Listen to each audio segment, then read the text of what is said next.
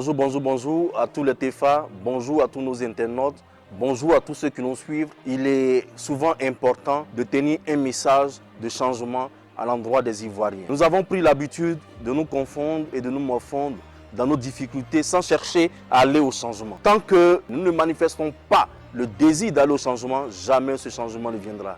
Et vous le savez, c'est Albert Einstein qui le dit, il est fou de croire qu'en faisant toujours la même chose, on obtient un résultat différent.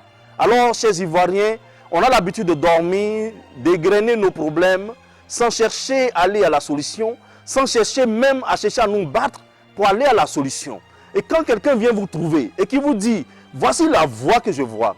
Quand le TFA vient te trouver, qui te dit, passons à la transformation locale de nos matières premières, ah ben tu dis, mais attends, est-ce que lui, il est RDS, est-ce que lui, il est RHDP, est-ce que lui, il est PDCI, est-ce qu'il est FPI, est-ce qu'il est... Chers Ivoiriens, vous êtes en train de chercher des boucs émissaires qui ne vont pas résoudre nos problèmes. Le problème de l'Ivoirien, c'est que la misère perdure et elle continue.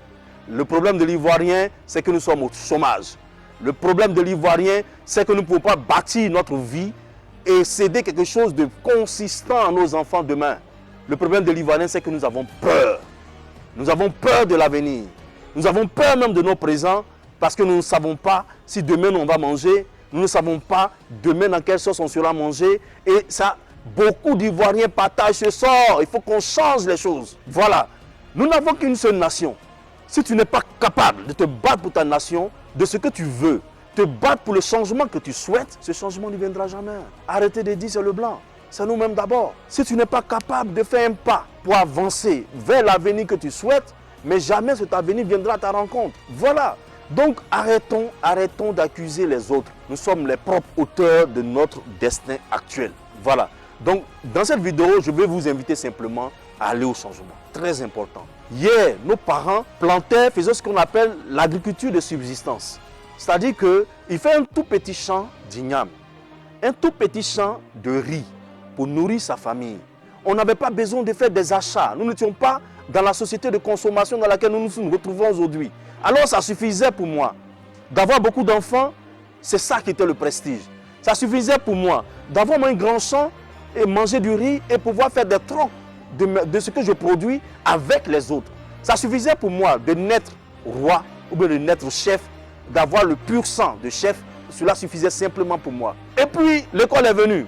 On ne voulait pas aller à cette école, mais on a fini par quand même aller à cette école. Et nous avons compris beaucoup de choses. Les subtilités de demain, les subtilités de notre avenir.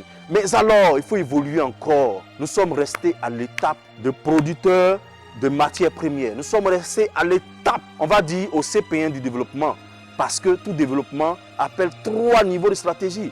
Vous avez le secteur primaire, vous avez le secteur secondaire, vous avez le secteur tertiaire. Le secteur primaire, c'est l'agriculture. Nous sommes restés là assis. Comment voulez-vous qu'on évolue?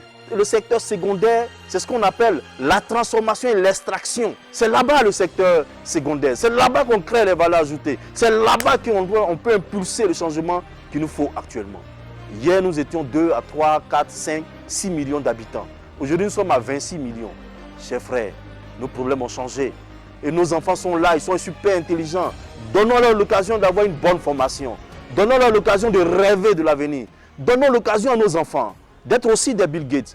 Donnons-leur l'occasion d'être aussi des génies. Donnons-leur l'occasion d'être des Jeff, les plus grands. Donnons-leur l'occasion d'être celui qui a créé iPhone. N'est-ce pas? Alors, qu'est-ce qu'on attend? En tout cas, nous, au TFA, nous, on est sur la route. Si tu peux nous rejoindre, viens nous rejoindre. Parce que ce combat-là, nous devons le gagner pour aujourd'hui et nous devons le gagner pour l'avenir de nos enfants. Ceci est très important comme message. Je t'invite donc à prendre conscience de la nécessité pour toi aujourd'hui de te lever pour un combat noble, celui de passer à la transformation locale de nos matières premières sur place et de changer notre avenir, de changer notre présent et de donner un avenir à nos enfants.